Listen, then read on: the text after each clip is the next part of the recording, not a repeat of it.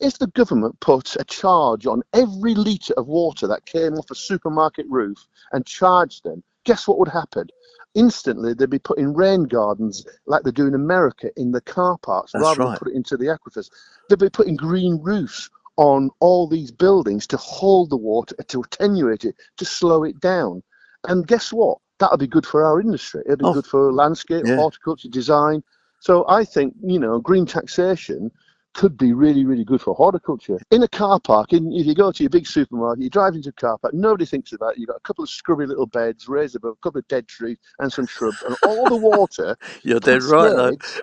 Our acres of land, it cascades to these drains and goes straight into the thing. When we were kids, Ken, you had guys ditching in the Yeah, villages, you did. clearing rivers, and nobody does that. So the rivers have got clogged up, and we simply can't cope with massive lack of underinvestment. But interestingly, in America, what they do now is they put these rain gardens, so that there's still a drain there, but the actual planting bed is like 2 feet reduced, so the whole water cascades into this planting bed that's designed to hold water for a small time.